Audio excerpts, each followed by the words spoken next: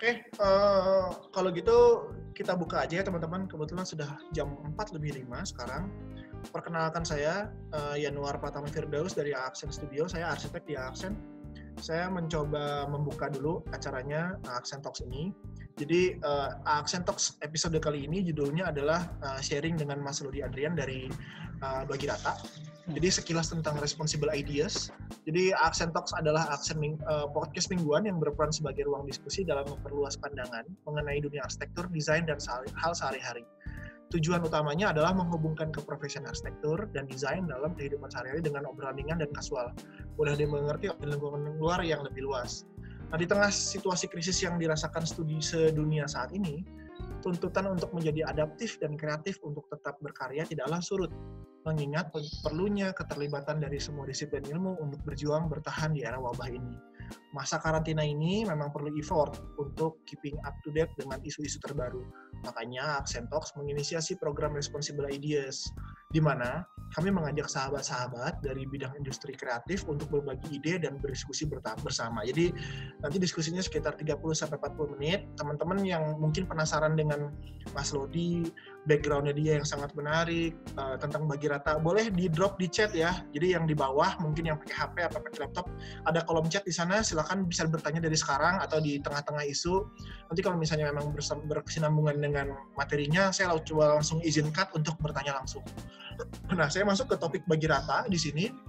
Saya coba bacakan sedikit. Masa transisi menghadapi kondisi normal yang baru bisa dibilang merupakan masa tersulit, di mana perubahan hidup seseorang bisa berubah hingga 180 derajat. Survival mode pun menjadi terutama di sektor industri paling terdampak seperti pariwisata, hospitality, kreatif, dan gig economy. Keprihatinan terhadap para pekerja sektor industri terdampak seharusnya tidak luput dari perhatian kita. Dengan semangat kolektivisme, Bagirata memfasilitasi subsidi silang antara warga dengan hashtag rakyat bantu rakyat untuk mendistribusikan sebagian kecil harta mereka yang beruntung bagi para pekerja yang membutuhkan. Bagirata bukan hanya membuka wadah untuk pendistribusi dana, tapi juga mereka para penerima dana. Lewat validasi penerima dana dan transparansi pengaliran dana, Bagirata mendistribusikan kekayaan mikro untuk setidaknya mengurangi dampak lebih besar bagi kelompok pekerja yang kehilangan pendapatan tetap. Aksi solidaritas ini disuarakan lewat grafis dan tulisan yang menggugah serta provokatif, berharap agar roda ekonomi pelan-pelan bisa berputar. Nah, kita masuk ke tujuan sesi Aksen Talks kali ini. Yang nomor pertama adalah memperkenalkan Ludi Adrian di sini sebagai bagian tim dari Bagirata. Yang kedua adalah menceritakan design thinking serta proses di belakangnya, serta mimpi dan harapan ke depannya. Yang ketiga adalah berdiskusi dengan partisipan mengenai redistribusi kekayaan dengan semangat kolektivisme, subsidi silang, sebagai solusi alternatif yang cepat tanggap untuk masa pandemi ini. Nah, kebetulan di sini Mas Lodi sudah hadir di tengah-tengah kita. Halo Mas Lodi, salam. Halo. Gue bacakan sedikit ya demografi yang hadir ke Aksen Talks kali ini. Jadi kalau kita ngomongin tabulasi tabel, kita bisa bilang bahwa 36,7% ini adalah mahasiswa dari bagian bidang kreatif, 12,2% adalah arsitek. Terus ada juga desainer grafis. Terus kalau kita ngomongin domisili, memang 51% itu masih di Jawa Barat. Tapi 18,4% itu di Jakarta dan sisanya tersebar di seluruh Indonesia. Ada juga yang dari beberapa negara di luar. Terus kalau kita ngomongin usia, di sini 32,7% itu 26 sampai 30 tahun. Artinya sudah bekerja atau memang sudah dewasa. Terus 28,6% umurnya 21 sampai 25. Jadi fresh graduate atau baru berkarir. Sisanya 12,2%, 36 sampai 40 tahun. Jadi memang isu ini juga mungkin bisa direlasikan dengan orang-orang yang sudah di atas umur 30-an kayak gue. Terus, apakah Anda mau berdonasi melalui Bagirata? Jawabannya yang menarik, 59,2% jawab iya. Jadi nanti di akhir kesempatan, mungkin Mas Lodi bisa memberikan link atau tautan. Nanti kalau teman-teman mau mendistribusikan kekayaannya via apa. Itu kira-kira pengantar dari saya, Mas Lodi.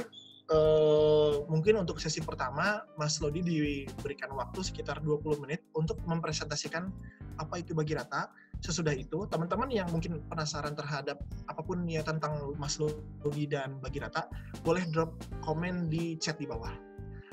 Itu aja Mas Lodi, waktu dan kesempatan dipersilakan. Siap, makasih. Sekarang mungkin gue akan jelasin Bagirata melalui slide yang udah dipersiapkan. Sebentar, mana ini?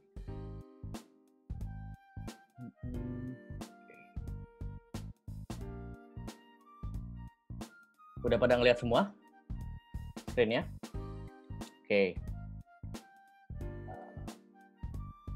Oke. Sebelumnya presentasi ini judulnya Designing Wealth Redistribution Tool During Pandemic gitu ya. Mungkin teman-teman udah pada familiar dengan proses donasi gitu ya. So donasi seperti dasarnya kita ngirim duit ke orang, terus ya orang itu akan memberikan dana ke orang-orang yang penerima dana itu gitu yang membutuhkan. Nah di sini adalah Bagirata itu adalah proses redistribusi untuk kekayaan kita atau subsidi silang seperti yang dijelaskan tadi. Nah mungkin saya akan cerita dulu dari awal gimana proses pembuatannya. Cuma di sini gue juga ngebahas tentang apa sih design decision-nya, pembuatan Bagirata itu seperti apa. Terus tadi di-mention juga sedikit tentang design thinking dan gimana design thinking bisa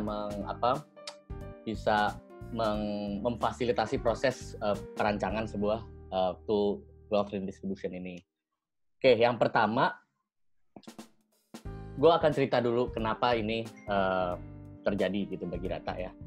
Awalnya itu ketika pertengahan Maret kita ngelihat berita ya bahwa PSBB ini udah mulai dijalankan gitu. Terus mall udah tutup, tempat kerja semuanya udah tutup, kita udah pada dirumahkan, banyak orang udah mulai terkena unpaid leave, banyak orang yang udah mulai kena PHK gitu. Itu baru pertengahan Maret gitu ya.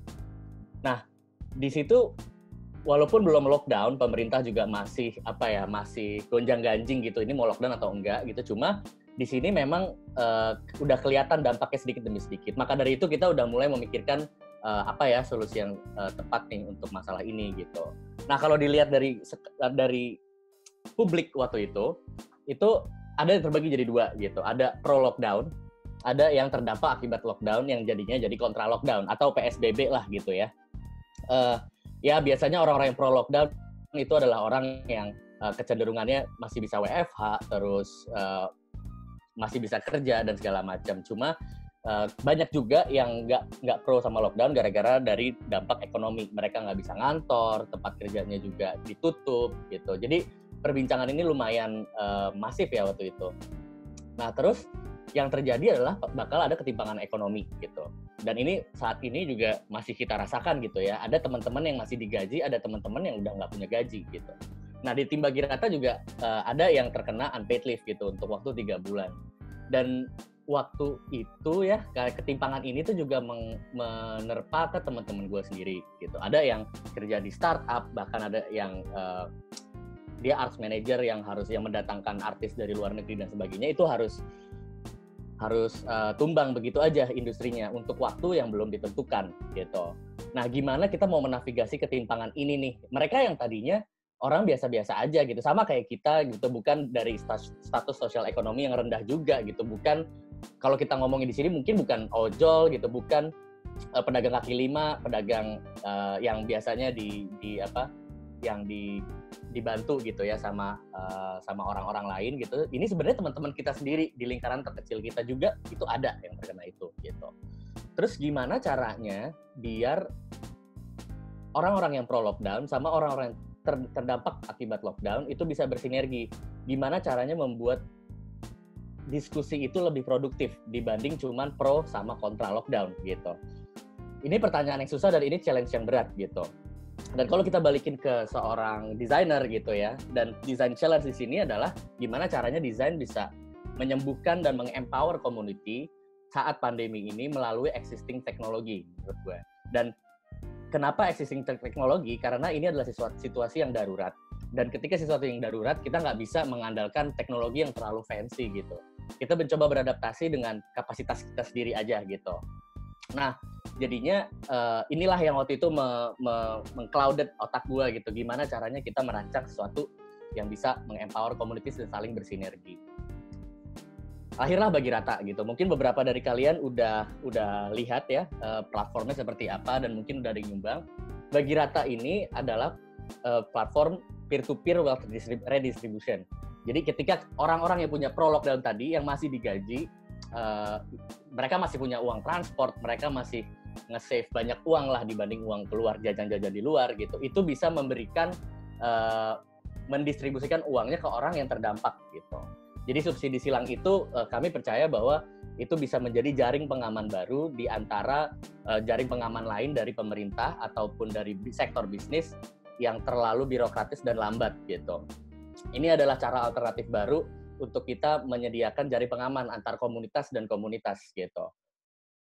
Nah, kalau tadi ditanya tentang existing teknologi, sebenarnya Bagi Rata itu simple banget. Kita bukan kayak yang fancy gitu teknologinya. Kita cuma mengandalkan Google Sheets, Google Form, Instagram, sosial media, Twitter, Facebook, dan juga QR code dari GoPay, Dana, dan juga Genius gitu. Genius kita pakai hashtag gitu. Ini terdiri dari ini sebenarnya yang kita olah sedemikian rupa untuk jadi satu peer-to-peer wealth distribution platform gitu. Nah, bagi yang belum familiar, caranya sebenarnya seperti apa? Ini simple banget, di mana kalian akan dapat list 10 orang pertama gitu ya di slide kedua ini, di screen kedua. Misalnya ada Fitri Alwi, Prasta Gunawan, Yudhistira gitu. Kalian bisa ngelihat orang-orang yang terdampak, bisa melihat ceritanya, bisa membuka sosial medianya. Ketika tertarik untuk membantu gitu ya, membantu dia. Salah satunya misalnya Fitri Alwi gitu ya, udah langsung masuk, screenshot GoPay QR code-nya, kirim uang sejumlah yang kamu inginkan, ya udah habis itu kirim dan redirect aplikasi ini ke GoPay gitu, ke digital wallet-nya mereka. Nah, seperti yang gue bilang tadi, ini adalah peer-to-peer, di mana pemberi dana itu bukan nge-pool dana, kayak kita bisa gitu biasanya nge-pool dana kan di dalam satu kantong, nanti ada organisasi yang mendistribusikan penerima dana gitu. Nah ini nggak kayak gitu, kita nge-cut pool uang money itu ke pemberi dana ini bisa langsung ke berbagai individu, jadi dari individu ke individu gitu. Dan proses ini juga sebenarnya nggak kita fasilitasi, kita sebenarnya cuma matchmaking platform aja, di mana ini analoginya kayak Tinder, cuma dikasih QR code gitu, di mana kita bisa ketemu orang yang kita ingin bantu, ya udah take action dari itu gitu. Kita bukan fintech yang punya payment gateway yang bagus, yang seamless gitu, nggak gitu. Nah, buat penerima dananya, kalau ada orang yang terdampak, itu bisa langsung daftar juga, itu menggunakan Google Sheets. Isi Google Sheets di sini, lalu kita verifikasi dulu, baru mereka akan masuk ke dalam listing ini, gitu. Listing ini akan ada banyak, sejauh ini ada 900-an orang, gitu. Jadinya kita, prosesnya penerima dana cukup simple. Dan daftar, nanti kita verifikasi, masuk, gitu. Nah, pasti banyak yang nanya proses seleksi penerima dana nih kayak gimana nih gitu. Apakah mereka orang-orang yang cocok atau enggak nih untuk dikasih uang gitu. Nah, kita ada 4 langkah sebenarnya. Pertama, kita mau ngelihat kelengkapan data dan informasi, itu filter awal gitu. Kedua, kesesuaian dengan kriteria kita. Ketiga, evaluasi kelayakan. Dan keempat, baru validasi dari publik. Jadi yang kita fasilitasi itu cuma 1-3. Sisanya kita adalah menggunakan participatory verification, jadi nggak cuma kita sendiri karena kita cuma berempat gitu. Nah, mungkin gue akan dig deeper sedikit di masing-masing ini. Pertama, kelengkapan data dan informasi itu apa sih? Ya sebenarnya standar gitu, gimana informasi terkait pekerjaannya mereka udah cukup spesifik atau enggak. Kalau nggak spesifik kan orang akan susah gitu ngelihatnya. Kedua, identitasnya konsisten nggak sih gitu. Nah, ketiga, QR code-nya itu benar nggak, URL medianya sosial oke nggak gitu, dengan konsisten nggak dengan emailnya, namanya gitu. Bisa jadi namanya beda, di email namanya Rudy, di sosial medianya namanya Doni gitu. Terus ada juga yang apakah informasi yang diberikan konsisten dengan media sosial dan konteks yang diceritakan. Misalnya di konteksnya dia menceritakan dia seorang bartender, tapi di media sosial dia seorang musisi gitu. Nah itu mesti ditelusuri lebih lanjut gitu. Ketika ini lolos, akan masuk ke tahap kedua gitu. Kalau yang nggak lolos ya kita udah nggak verified gitu. Yang kedua itu kesesuaian dengan kriteria. Kita punya kriteria tertentu, pekerja full time, part time, freelancer, sama outsourcing. Yang kedua, apakah industrinya itu sesuai dengan kita kriteria kita, ada service, hospitality, pariwisata, seni budaya, kreatif, dan gig ekonomi gitu. Nah, yang ketiga baru kita ada scoring system nih. Nah, yang kita sebut sebagai evaluasi kelayakan. Apakah orang ini layak untuk mendapatkan bantuan di dalam mendapatkan distribusi dana di dalam Bagirata gitu. Pertama, kita ada satu parameter, yaitu yang tadi gue bilang, adanya kesesuaian kriteria. Tapi yang kedua, itu kita nge-assess nih nilai tukar dari skill profesi tersebut, itu tangible atau intangible. Yang menjadi prioritas kita itu adalah yang intangible. Contohnya seorang chef. Chef emang skills-nya intangible gitu kan. Dia harus masak, dan masaknya itu adalah intangible skill. Bukan orang yang membuat dan create produk tangible gitu. Kayak misalnya seorang jewelry designer gitu. Dia akan membuat produk dan itu impact-nya lebih kecil dibanding intangible gitu. Yang ketiga, apakah resource untuk menjalankan profesi tersebut milik sendiri atau milik kantor. Kalau milik kantor dia dapat poin 1, kalau milik sendiri dia dapat poin 0. Kenapa? Karena asumsinya di sini kalau misalnya chef yang tadi contohnya, dia emang bisa masak di rumah gitu. Cuman untuk membuat masakan yang biasa dijual dengan enak itu harus menggunakan resource bahan-bahan makanan gitu, misalnya dari kantornya gitu, di restorannya gitu. Dan nggak punya dapur yang proper gitu untuk bikin masakan tersebut. Nah, cuman beda sama seorang milik sendiri, misalnya kayak gue gitu. Gue cuma modal laptop sama ya udah laptop sama internet, dan itu gue punya sendiri gitu. Nah, itu scoringnya lebih tinggi yang milik kantor. Lalu ada ruang gerak untuk menjalankan profesi tersebut, bisa remote atau enggak. Ini lumayan straightforward sih ya, dimana kalau remote itu kita kasih 0, kalau harus ke tempat kerja kayak seorang bartender gitu ya, dia emang bisa bikin nge-mix minuman gitu di rumah, cuma dia harus datang tempat kerja untuk melayani dan berinteraksi sama customer-nya. Terakhir, disrupsi demand terhadap profesi tersebut. Apakah hanya terganggu atau menurun drastis? Kayak contohnya fotografer panggung. Itu terganggu atau menurun drastis? Ya itu menurun drastis karena nggak ada panggungnya gitu. Demand-nya udah jauh menghilang gitu. Termasuk musisi, karena musisi adalah demand-nya hilang, panggungnya nggak ada, duitnya adalah di dalam panggung misalnya. Nah, kalau terganggu doang itu enggak. Nah, jadi mereka melewati scoring system ini, kalau poinnya masuk ya udah dia akan lolos ke tahap berikutnya yang dimana udah masuk ke dalam Bagirata. Nah, baru dari situ akan ada validasi publik, dimana sekalipun dia udah masuk ke Bagirata, itu akan ada filter laporkan namanya, dimana dia si user pengguna gitu bisa melaporkan apakah ini identitas mencurigakan, apakah identitasnya ganda, kesalahan informasi atau penyalahgunaan platformnya gitu. Misalnya kayak lo mau bilang, menurut saya orang ini nggak sesuai dengan segmentasi orang yang ada di komunitas penerima dana gitu. Ya udah laporkan aja gitu. Nanti dari konsensus itu akan kita ketika itu udah lebih dari 3 itu akan kita kick. Kenapa? Karena kita adalah sebuah platform yang nggak mau ngambil decision making berdasarkan judgement kita. Kita lebih cenderung untuk mengakali ini dengan melalui partisipasi dari masyarakat juga gitu, untuk menilai sebenarnya siapa yang lebih pantas dan siapa yang tidak pantas gitu. Nah, dengan proses tersebut sebenarnya kita cukup langsing ya organisasinya, maksudnya pengurusnya gitu. Kita cuma ada 4 orang, ada desainer, gue sendiri, programmer, Reza, partnership si Ivi, teman kita juga, dan verifikator. Ini drummer gue sebenarnya. Nah, jadi 4 orang ini itu yang nge-manage Bagirata. Yang desainer dan programmer itu kita tetap nge-build atau memperbaiki terus. Kalau misalnya ada perkembangan baru kita build, tapi yang maintain sebenarnya cuma 2 orang doang gitu. Cukup mudah sih sebenarnya untuk memaintain ini. Mungkin gue akan jelasin belakangan. Saat ini itu dari 4 April, kita rilis waktu itu 4 April sampai kemarin 28 Mei, dana yang sudah masuk dan sudah arus dana yang udah terdistribusi itu ada 211.500.481 dan terdistribusi ke 924 orang. Cukup banyak sih yang masuk ke sini karena mereka juga kecil-kecil, donasinya cukup kecil-kecil, 50.000 sampai 100.000 gitu. Nah, mungkin itu tadi sekilas tentang Bagirata dan proses dan mekanisme how it works-nya gitu. Cuman gue juga mau nge-share apa sih sebenarnya menginspirasi Bagirata dan kenapa ide itu muncul begitu aja gitu.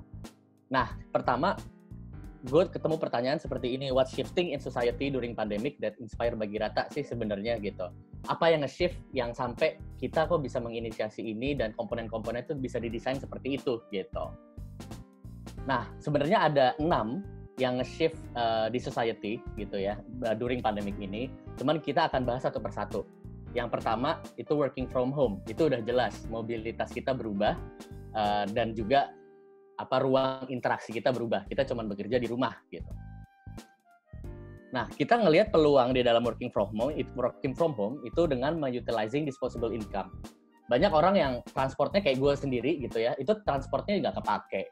Biasa uang yang gue buat jajan kopi di luar atau makan siang itu gue bisa masak sendiri atau bikin kopi sendiri gitu di dalam rumah. Dan banyak akhirnya income gue cukup awet gitu. Nah, gimana caranya kita utilize income yang awet itu di masyarakat yang tidak terdampak gitu. Nah, mungkin kalau di donasi biasa gitu ya, di sebelah kiri ini ada contoh diagram simple banget di mana kalau kita donasi ya udah jumlahnya langsung gede gitu. Kayak misalnya donasi APD gitu ya, kita mau donasi sekitar 500.000 gitu. Nah, kalau kita ini enggak gitu. Kita ini banyak yang kita menggunakan bagi rata itu secara habitual gitu. Jadi ada 1 hari sekali, ada yang seminggu sekali, ada yang setiap gajian. Ada yang budget transport harian tuh dia kirimin tuh tiap hari gitu. Ada juga yang duit sisa belanja mingguan baru dikirimin gitu. Nah, jadi emang jumlahnya nggak besar, tapi sering gitu. Maka dari itu kalau dilihat kalau kita breakdown gitu ya, dari 211 juta tadi, itu total ada 2.154 transaksi. Dan kebanyakan itu 50.000 jumlahnya. Dan 100.000 gitu. Sisanya kayak 10.000, ada yang 20.000 gitu. Ada juga yang besar-besar di sini, di kecil-kecil, cuman yang paling dominan angkanya aneh juga tuh. 446.000, gimana cara ngitungnya itu? Apa tuh? Aneh juga angkanya, 446. Ada yang 24.033. Mana? Ada kanan atas tuh. Nah, yang kecil-kecil tuh. Lucu-lucu juga angkanya. Oh iya. Aneh-aneh aja, mungkin habisin saldo kali ya. Habisin saldo GoPay gitu kali ya. Cuma didominasi oleh angka-angka terkecil gitu.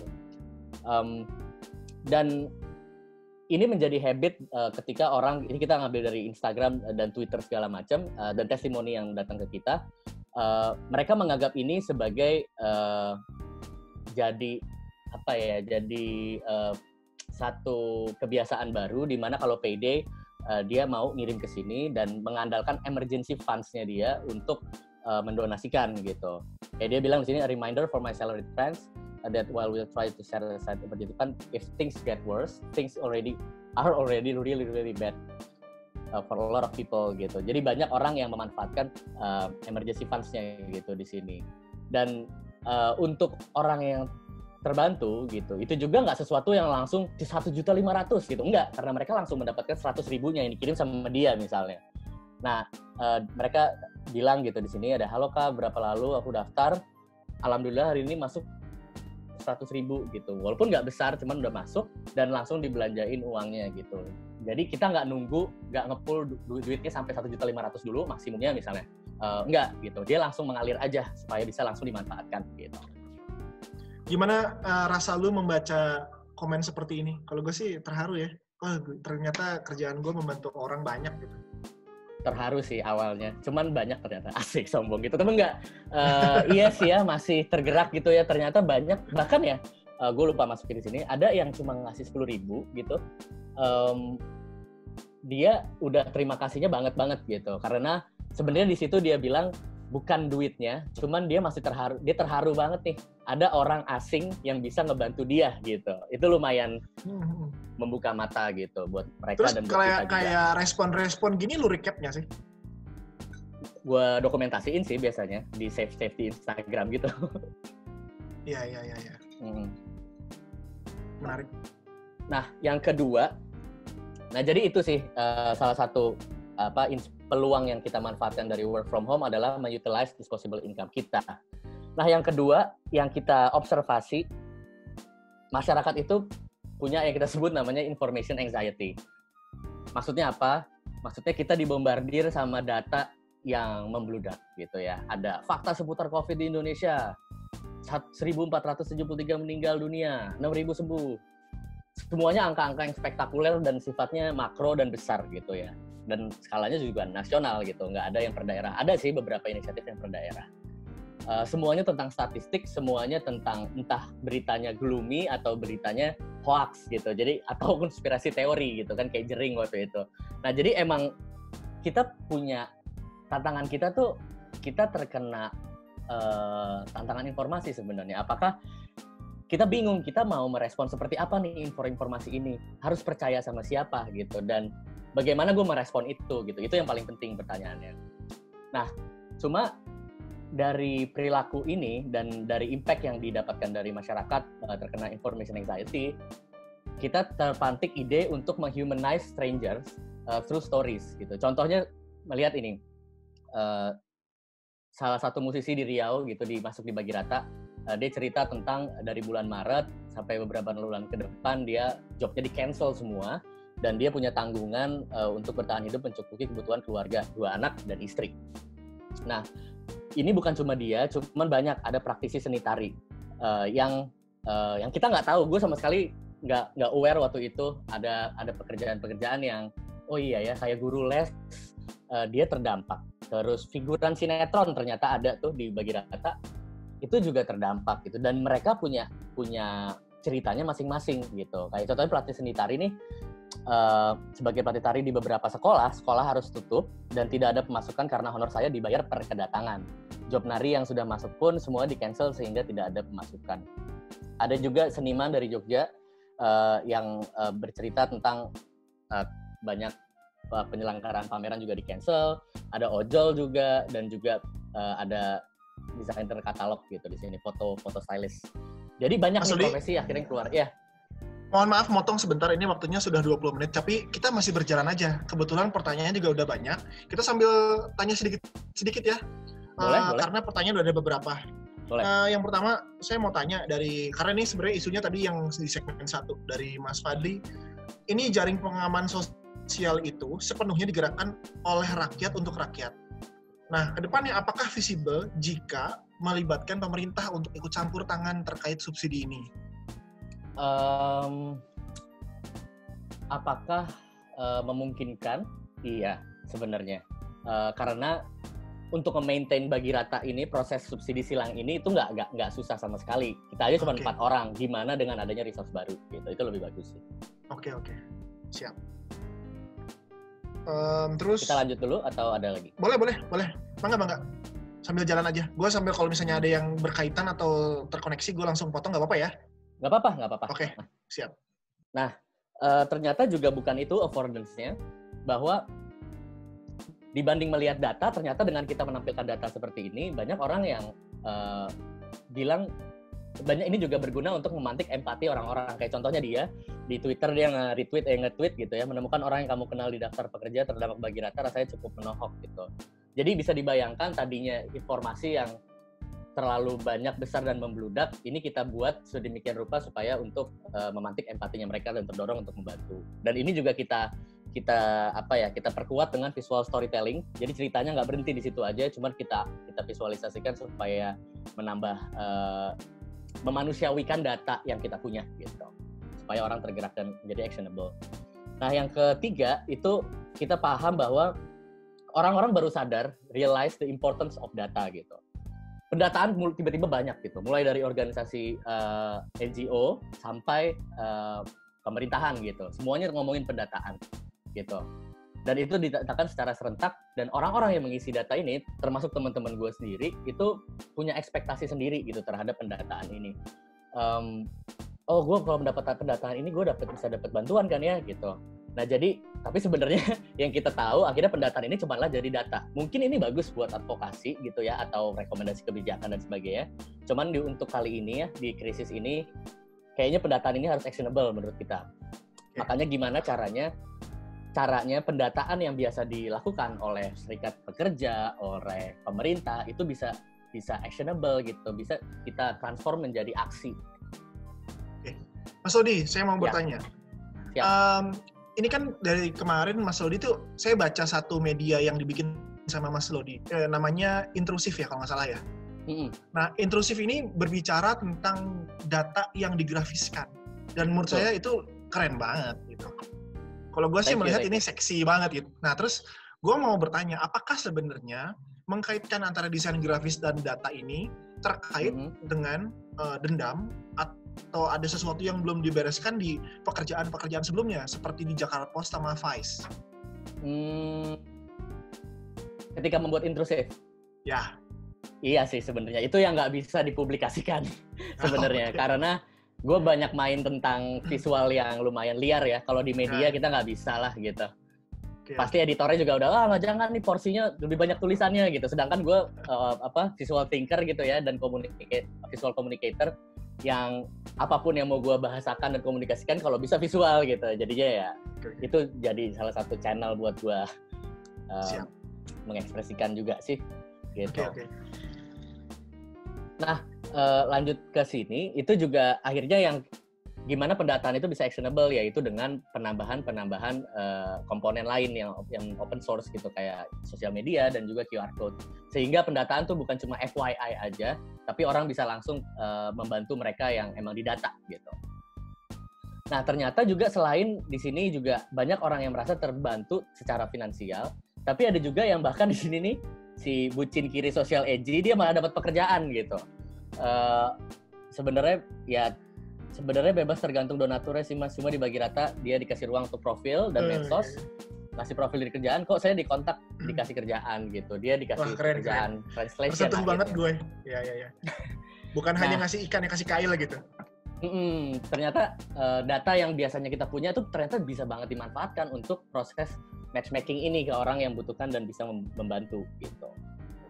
Nah, kita juga ngelihat banyak sosial inisiatif yang bermunculan baru gitu ya. Kayak ada yang mendata gitu ya, inisiatif-inisiatif. Misalnya contohnya dari rakyat, bantu rakyat aja ada banyak nih database-nya gitu. Bukan cuma bagi rata, ada Mama Jahit, prakerja.org, Kawal, Lapor Covid lah segala macam. Nah, kita design decision yang kita tahu berdasarkan dari observasi ini adalah kita harus membuat teknologi yang terdesentralisasi. Maksudnya apa? Maksudnya teknologi yang bisa dimanfaatkan dan bukan terpusat di pengurusnya, bukan terpusat dibagi rata doang, tapi itu bisa di-run sama banyak stakeholder gitu. Kenapa? Karena kita itu kelewat simple sih ya aplikasinya, kita cuma modal Google Sheet. Nah, Google Sheet ini sebagai API. API itu sebenarnya buat apa? Sebenarnya cuma buat nembak ke bagi rata. Jadi mesinnya bagi rata cuma Google Sheet doang.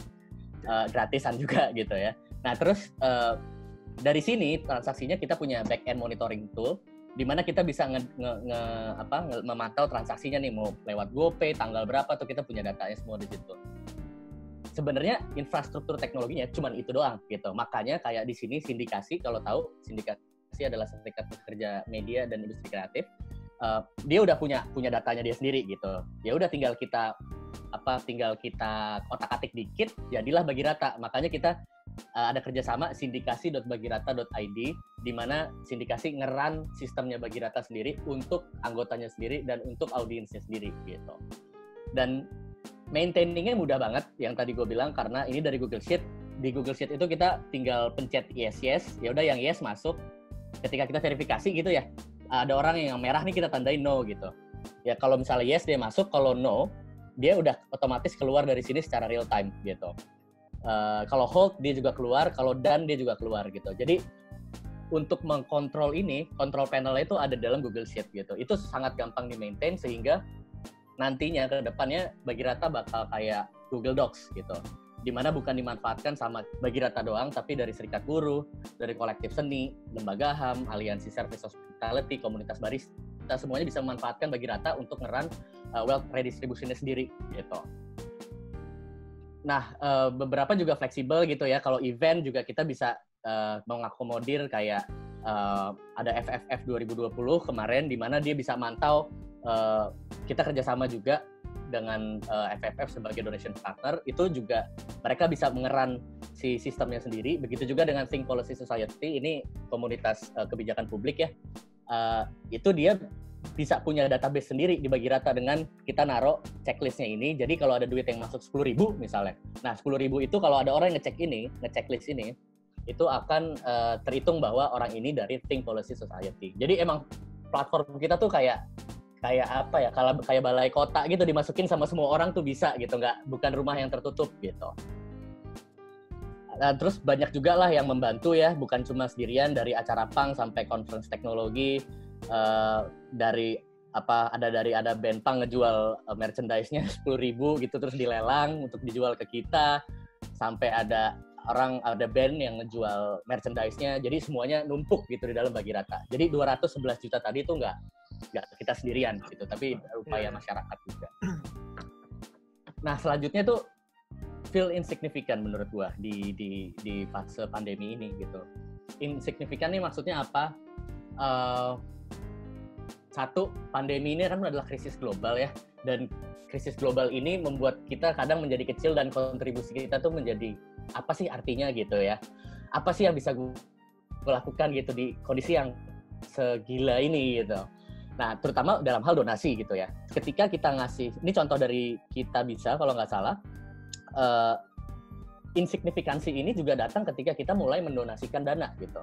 Ketika kalian melihat ada dana terkumpul dan targetnya itu 500 juta, ketika lo mau nyumbang ceban atau 10.000, signifikansi lo di mana nih gitu. Dan orang yang udah terkumpul tuh 296 juta gitu. Dan ketika gue nyumbang 10.000, banyak orang juga jadi merasa minder duluan, alah udahlah ini udah banyak gitu, dan apa sih kontribusi gue di sini gitu.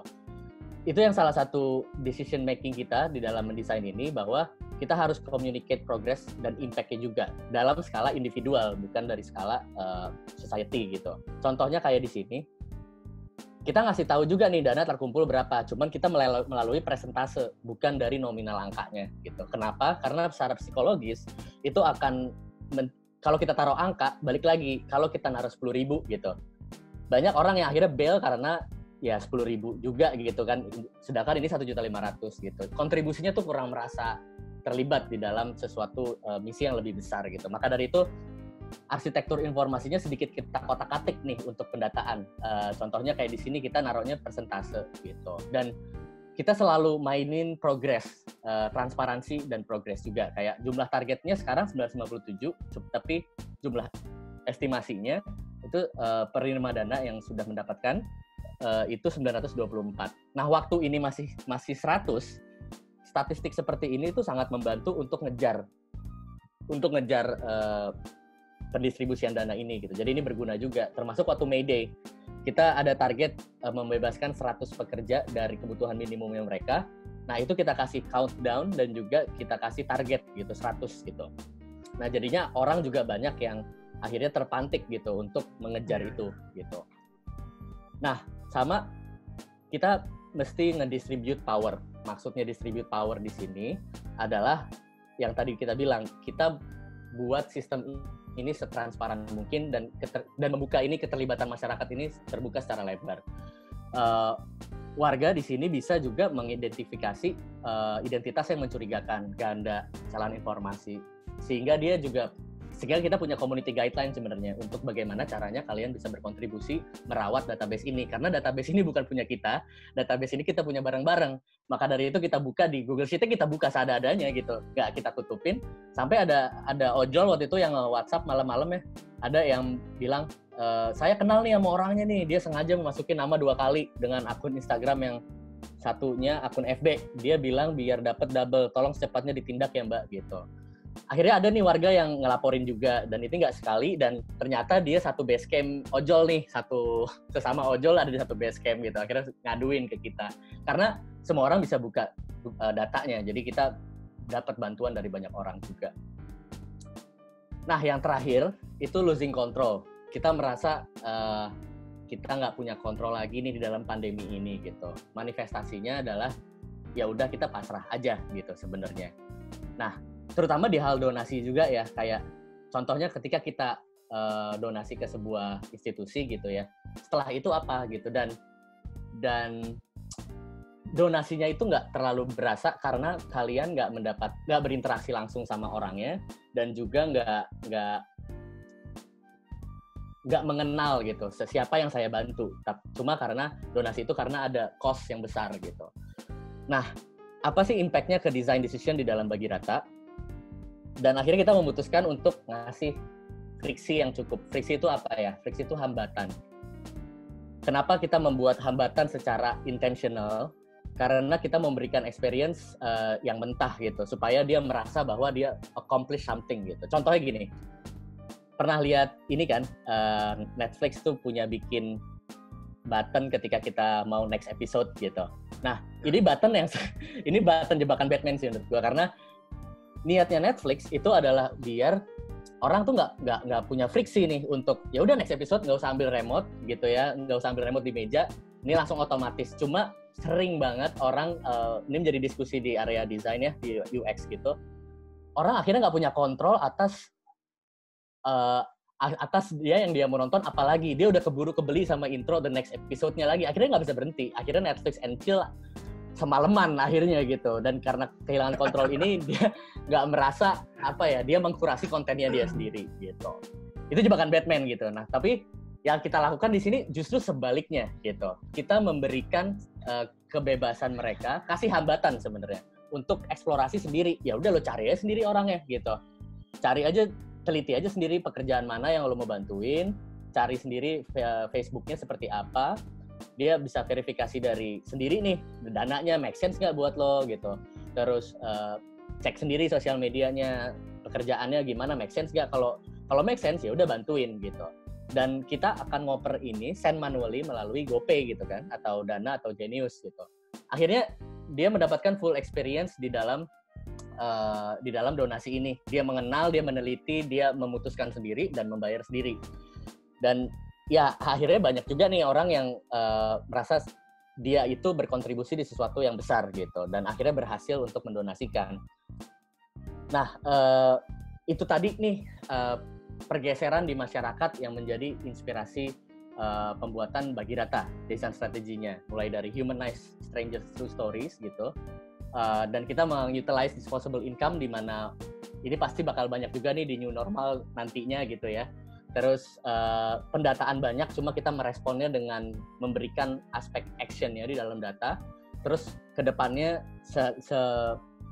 sebaiknya teknologi kedepannya itu memang terdesentralisasi, tidak tersentralisasi ke dalam satu lembaga tersendiri. Distribute power, jangan bekerja sendirian, cuman kita harus ajak masyarakat untuk lebih partisipatori dan kasih friksi yang cukup supaya orang merasa bahwa mereka ada di dalam gerakan ini gitu. Bukan sebenarnya Bagirata bisa aja kayak kita kerja sama-sama payment gateway gitu ya, terus kerja sama-sama GoPay, terus ya udah cukup masukin 100.000 akan dilempar ke 10 orang gitu. Cuma kementahan experience-nya itu menurut kita nggak dapat, yang akhirnya karena keabsahan si experience di dalam mendonasikan lewat Bagirata itu ada di situ gitu. Itu aja sih dari gue ininya. Kalau ada pertanyaan silahkan ditanyakan. Mas Yanuar.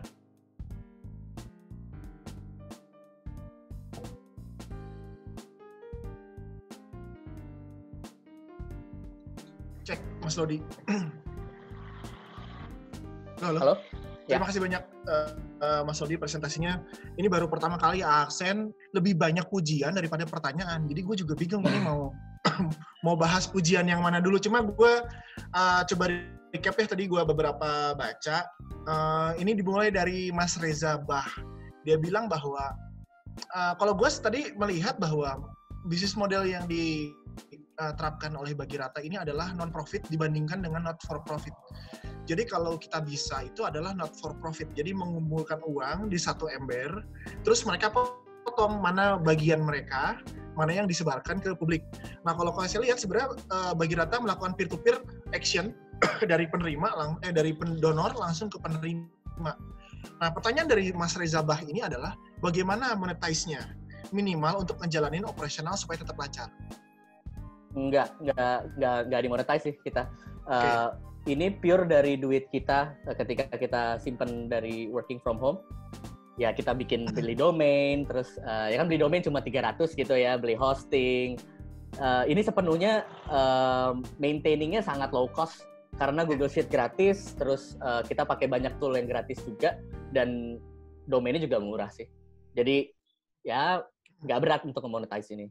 Ini respon dari Mbak Yulianti Taji dari Makassar. Salut, ini butuh kejernihan hati supaya tidak terjebak pikiran monetizing the action. Setuju gue. Terus respon juga dari Mas Himuro Tatsuya. Gokil, visinya besar banget sampai duplikasi. Blockchain ini mah mang, hidup desentralisasi. Semangat, hidup desentralisasi. Terus ini satu lain ya, gue coba bacakan lagi dari Mbak Agustina Cipta Rahayu. Beliau bilang bahwa ya ampun, gue kagum banget, udah kepikiran sampai desentralisasi. Respect. Thank you. Ini mungkin pertanyaan dari Mas Billy Gerardus. Salut Mas, tanya sedikit. Ketika kita memasuki masa pasca pandemi, yang bisa jadi masa new normal atau better, atau back to normal, platform Bagirata ini akan jadi seperti apa? Hibernasi atau evolusi? Kitanya tutup, tim Bagiratanya bakal bubar. Cuma platform Bagiratanya itu codingannya akan kita share ke publik, jadi kita open source supaya bisa gampang direplikasi sama orang ketika ada krisis terjadi lagi. Jadi 2020 tuh emang absurd kan ya. Kita awal-awal dibuka sama banjir bandang. Rumah gue di Bekasi tuh ya, sama orang tua gue sampai banjir gila-gilaan. Terus banjir surut, belum sempet benerin mobil, udah ada corona gitu ya kan. Corona. Jadi 2020 ini absurd, belum lagi kita harus menavigasi climate change gitu kan, dengan krisis dan ketimpangan ekonomi tambahan lainnya. Jadinya kita berusaha untuk Bagirata ini kita yakin akan bisa dimanfaatkan lebih banyak sama orang lain di luar sana, baik di Indonesia ataupun di luar Indonesia. Jadi ada baiknya kita open codingannya, kita bikin open